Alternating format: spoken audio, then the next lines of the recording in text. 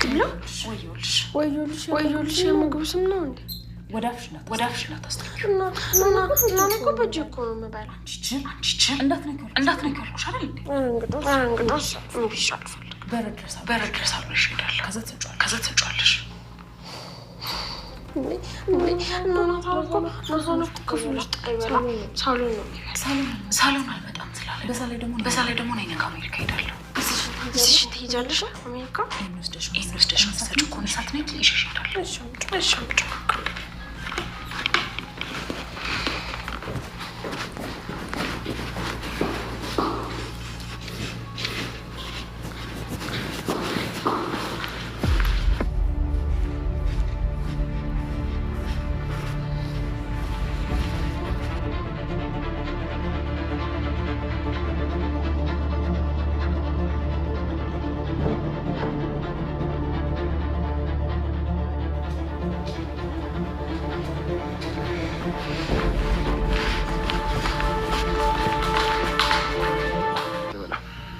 እኔ ግን መብላት ፈልጋለሁ።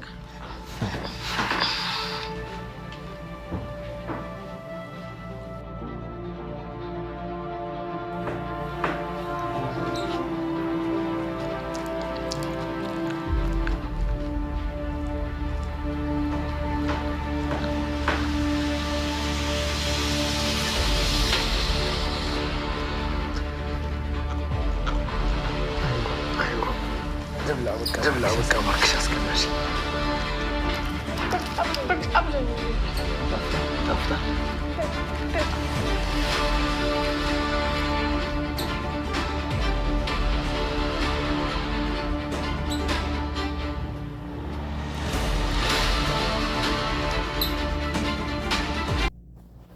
ውሃና ናታን የተመረዘው መድኃኒት የመረዘችበትን ምግብ ተመገቡ። አንቺ እንዳትመገቢ ለናታን ሰተሽ ነይ ስትላት ናታንም አልፈልግም በማለት ነገር ግን ውሃ ስትበላ ሲያይ እኔም ማስደሰትሽ መብላት አለብኝ ብሎ የተመረዘውን ምግብ አብረው ሊበሉ ችለዋል። ናታን እየሰማውን ማመን አቃተው። አቶ ደረጀን እንዴት አድርጎ እንደሚያየው እንዴት አባዬ በማለት በማየ ወይዘሮ ማርታ መጎዳት ይሄንን በማድረጉ ልቡ ተሰበረ። በዚህም የተነሳ ምግብም አልበላ ሰዎችንም ቀጥ ብያ ላይ ብሎ በቤት ውስጥ እየሰማው ነገር አዲስ ስለሆነ በጣም ተጨናነቀ። እራትም አልበላም እስከሚል ድረስ እክላሱ ሄዶ ቁጭ አለ። አቶ ደረጀም እሱን አስተካክሎ ማየት አቃተው። ምክንያቱም ናታንም በዚህ መሰረት ብዙ ነገር ለሱ ሲያደርግ ቆይቷል። ይህንንም እውነት የነገረችው መድኃኒት ናት። የወለደው ልጅ ከሰላም ነው። ይሄንን ነው አይደለ? ስለዚህ ፕራይቬቴን የእርቃን ፎቶ የቀረጽከኝን አሁኑ አጥፋ በማለት ማስጠንቀቂያ ሰጠችው። ሰላም ጤና ይስጥልን ውድና የተከበራችሁ የቻናሌ ቤተሰቦች እንኳን ወደ ቻናል በሰላም መጣችሁ። ዳጣ የተሰኘው ተከታታይ ድራማ እንደቀጠለ ነው። ክፍል 143 ላይ እንግዲህ ኤቢ አዲሱን ፍቅረኛዋን ይዛ መታ ቤት ለማስተዋወቅ ብዙ ነገር ስታደርግ ነበር። ጓደኛዋም ትትና የተሞላበት ነውና ሁሉንም ነገር ሲያደርግ እነሱም በጣም ግራ ተጋብተዋል። ማርቲም ጀምራ ተነስቶ እጅ ሲያስታጥብ ምን ሲል በጣም ስነ ምግባሩ የታነጸ ነው። ግን በጣም ሁሉም ተጠራጠሩት። መኪና አለ ሆይ ምን አለ ሆይ እያለች ስትጠይቀው ነበረ እንግዲህ ወይዘሮ መድኃኒት ማለት ነው። እናም በዚህ የተነሳ አቶ ደረጀ መጥቶ ከቤቱ ሽጉጡንም ይዞ እሷም እንግዲህ አባትሽ አሁን ስገባ ያየሁት ነው በማለት ግርማ ሞገሱ ግን ያስፈራል በማለት ነበር እንግዲህ ሁለቱ ተያይዘው እያወሩ ሳለ አቶ ደረጀም ሲያያቸው ገና ወደሱ ያያል። ወደ እነሱ ሲያይ አባትሽ ነው በማለት ነበር። አዎ ሲል ተነስቶ ከእግሩ ስር ነበር ድፍት ብሎ ሰላም ሊላ የቻለው ማለት ነው። እንዴት ነው አንተ ነህ ማለት ነው የኤቢ ፍቅረኛ ሲለው አዎ እኔ ነኝ ሲላ ነበረ። አዎ አባዬ እሱ ነው፣ ስሙ ደግሞ ሳዲቅ ይባላል። ሳዲቅ ስትለው ሰዲቅ በማለት እንግዲህ ሽጉጡን አንስቶ አቀባብሎ ከሱ ላይ ነበረ ያደረገው። ሁለቱም እንግዲህ በፍርሃትና በውጥረት እንደሚገኙ አቶ ደረጀም እንግዲህ በጣም አንተን ያውቃለሁ በማለት እንደዚህ እየደቀነበት ነበር። እሱም ደግሞ እኔ ምን አድርጌ ነው? በፍጹም ያደረኩት ነገር የለም እያለ ነበረ። በመጨረሻም አቶ ደረጀ ይሄን ያደረገው እየፈተነው ነው። ልጄ ፈሪ ወንድ ላይ መቅረብ የለባትም፣ ጀግና ወንድ ላይ ነው። ልጄ በጣም ጎበዝና ጠንካራ ናት። ስለዚህ ጀግና ባል ይገባታል በማለት ነበር። አንተም ብትሆን አልሄድክም፣ ነገር ግን በዚህ ነው በማለት እንግዲህ ኤቢን ዞር በይ እያለ በሚላት ሰዓት እኔ እንዴ ሰው እንዴት ይገላሉ እንዴት እያለ ነበር። እሱም በመጨረሻ አቶ ደረጀ በሳቅ ይሞላል ማለት ነው። በዚህ ጊዜ እነሱም በመደናገጥ ይስቃሉ ማለት ነው። እናም እኔ እንደዚህ ያደረኩት ሲያውቀኝ ነው፣ ምክንያቱም ልጄ በጣም ጠንካራና ጎበዝ ናት። ስለዚህ ጠንካራና ጀግና ባል ያስፈልጋታል፣ አንተም ፈተና ውስጥ በማስገባት ነው በማለት ሁሉም እንግዲህ ሂድ ቁጭ በል በማለት ሁሉም እየሳቁ ቁጭ እንዲሉ ፈልጓል ማለት ነው። ኤቢም ደንግጣ ነበረ ማለት ነው። እንግዲህ ይሄንን እያል ስንቀጥል እሱ እንግዲህ ሁሉም ተሰብስበው ጓደኞቿን ማነች ዳጣና ናታን ሁሉም ተሰብስበው እሳሎን ነበሩ።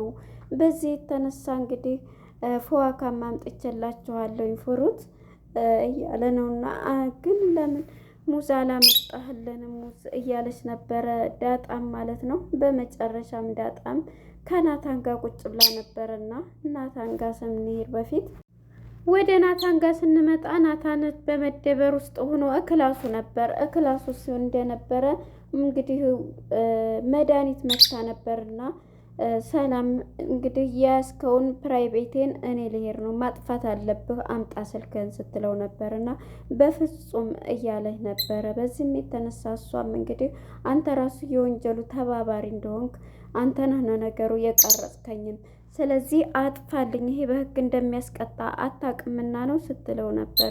እሱም አውቃለሁኝ እያላት ነበር። እንደፈለግሽ እያላት ታውቃለህ፣ ይሄ የወንጀሉ ተባባሪ ምንድን ነው የምትሆን? ምንም ያደረኩት የለኝ ቢላትም አንተ በቃ የወንጀሉ ተባባሪ ነው ታውቃለህ። ከሰላም አቶ ደረጀ ልጅ ወልዷል ስትለው ይደነግጣል። በፍጹም ይሄ ሊሆን አይችልም ሲል በጣም ይደነግጣል። ስለዚህ አወክ አይደለ አጥፋ እያለችው ነበር። እሱም እንግዲህ ይሄንን በምትለው ጊዜ በፍጹም አላጠፋም ብሏታልና አሁን ሊደፍረኝ ነው ብዬ ነው እንደውም እሪ ብዬ የማስይዝ ስትለው እሱም እንግዲህ ውስጥ እንዳለች ክላሱ ውስጥ እንዳለ ነው ትቷት የወጣው ማለት ነው። ናታንም በመጨረሻ እንግዲህ መድኃኒት እያሰበችው እቅድ እነሱን በቃ በመርዝ መግደል አለብኝ፣ ይሄ ናታንም የእንትኑ ተባባሪ ነው፣ ስለዚህ እሱን ተገደልኩት፣ ወረቀቱ ሁሉም ነገር ያደረኩት ይገኛል በማለት ወደዚህ ገብታለች ማለት ነው። እናም በዚህ የተነሳ ከቤት እንድትወጣ ሆናለች ማለት ነው መዲ እና በዚህ የተነሳ ናታን ተደብሯል። የሰማውን ነገር በፍጹም እንደፈለግሽ አድርጊ እያላት ነበረ። በጣም ናታንም በጣም ተገርሟል። ይሄንን ሲሰማ በፍጹም አላምንም፣ ላንገርህ ዲኤንኤ አድርጌ ነው ያወቅኩት በማለት ይሄንን ትለዋለች። ናታንም በጣም ይሄማ ሊሆን አይችልም፣ ሁለተኛ ስህተት አይሰራም በማለት ቀጥታ ወደ ቢሮ ነበር ያመራው። ወደ ቢሮ አምርቶ ወደ አቶ ደረጀ ቢሮ አቶ ደረጀን በክፉ አይን እያየው ነበር። እንዴ ናታን ምን ሆነህ ነው? ለምን አትነግረኝም የተፈጠረውን ነገር ቢለውም እሱም ግራ በመጋባት የሁሉንም ነገር እንዴት ነው እንዲህ አድርገህ የምታይ ምንድን ነው ምን ሰማህ ቢለውም በመጨረሻ ሁሉንም ነገር እንደሰማ ያውቃል ማለት ነው። እና በዚህ የተነሳ እንግዲህ ሁሉም ነገር እንትን ብሏል ማለት ነው። እናም እንግዲህ ናታን ይሄንን ሲሰማ ማመን ስላቃተው ነው እሱ ጋር የሄደው ነበርና በመጨረሻ መጥቶ እንግዲህ ናታንም ክላሱ ሳሎን ቁጭ እንዳለ ሁሉም ቁጭ ብለዋል። ሳሎን ማለት ነው። እዚህ ጊዜ የኤቢም ፍቅረኛው አብሯት ነበርና እንግዲህ ምንድን ነው በቃ ደስ ብሎኛል ምናምን እያለች እንግዲህ እና ማነች ዳጣ ይህን እያለች ነበረ። ግን እኔ እህቴ ከማትወደው ሰው ጋራ ህይወት እንድትጀምር አልፈልግም እያለች ነበረ ማለት ነው። እናም በዚህ የተነሳ እንግዲህ ሰደቅ የሚባለውም የኤቢ ፍቅረኛ ሙዝ ላምጣበት ቱፋ ምናምን አምጥቻለሁ፣ እሱን መጠቀም ትችላላችሁ፣ ሙዝ ግን ላመጣ ነው እሺ ተጨማሪ በማለት በትትና ሲሄድ ናታንም ትኩር እያደረገው ያየዋል ማለት ነው። ናታንም በሚያው ጊዜ ምን ሆነህ ነው ግን አንተ እንደዚህ እንትን የምትለው እያለኝ ነበር። ምክንያቱም እያስመሰለ ይሁን ምን ይሁን አታውቂም። ስለዚህ ለዛ ነው ስነ ምግባሩ ደስ ይላል ብሎ የወጣው ማለት ነው። ናታን እንግዲህ ክላሱ ሂዶ እራትም ተዘጋጅቷል። ነገር ግን እራት ከኔ ጋር እንዳትመጡ ብሎ መልእክቱን አቅርቦ አስደርሷል ማለት ነው። ወደ ለዛና ወደ ገዜ ጋር ስንሄድ ለዛና ገዜ አሁንም በፉክክር ላይ ይገኛሉ። ምን አድርገህ ነው ከሀገር የወጣኸው? ምን ወንጀል ሰርተህ ነው እያለችው ነበረ ማለት ነው። እናም እንግዲህ በዚህ የተነሳ አቶ ደረጀ ከቢሮው ይመጣል። ከቢሮው ሲመጣ ናታንም ክላሱ ነበርና ክላሱ መጀመሪያ ሆኖ ጠይቆት ይሄዳል። ያንተን አይን እንኳን ማየት አልቻልኩም፣ ሰማህልኝ ጉዴን እያለ ነውና በቃ ይቅርታ እያለው አባዬ አንተ እኮ ምንም ነገር ያደረከው ነገር የለም እያለ እንግዲህ ለማጽናናትም ቢሞክር ግን እማዬ ላይ በጣም ነው የተጫወክባት እያለ ነበርና በመጨረሻ እንግዲህ ናታንም ይህንን ብሎ እክላሱ እራትም አልበላም ብሎ እክላሱ ተቀምጦ ነበር። እክላሱ እንዴት ተቀመጠ? መድኃኒት እንግዲህ ትኬት ቆርጫለሁ በትራንስፈርት ነው የምሄደው ብላ ነበርና ለእህቷ ለማርቴ የተናገረችው። ልትሄጂ እያለቻት አዎ ልሄድ ነው በማለት ነበር። ልጆችም ናፍቀውኛል እያለች ስታወራ ነበርና በመጨረሻ ምንድን ነው ያደረገችው? እንግዲህ ይሄንን ብላው ለናታን ምግብ የመለያ መስራት አለብኝ ራት ብላ ነው የወሰነችው።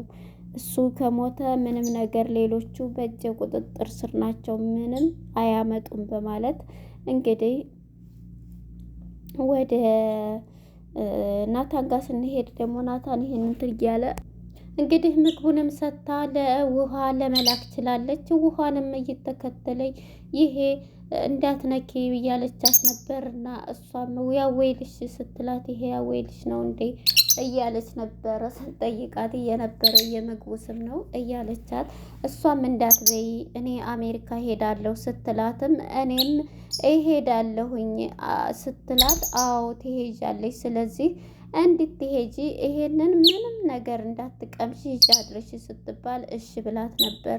እንግዲህ የውሃም ነገር ልትበላ ጓጓ እያለች ነበርና እሷ ደግሞ ከኋላ ሁና እያየቻት ነበር። ዞር ስትል ቆርስ ስትል ስታያት መለስ ብላ በሩን ትከፍታለች።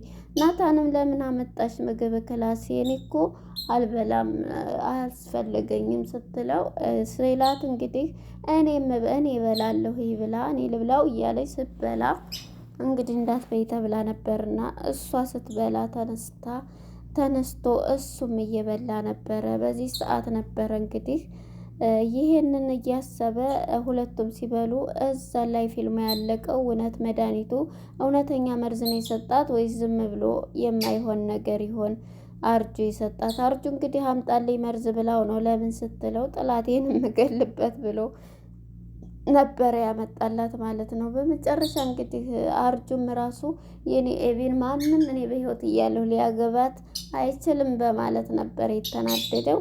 እንግዲህ እዚህ ላይ ነበረ ፊልሙ ሊጠናቀቅ የቻለው። ለነበረን ቆይታ አመሰግናለሁ። ባይ ባይ።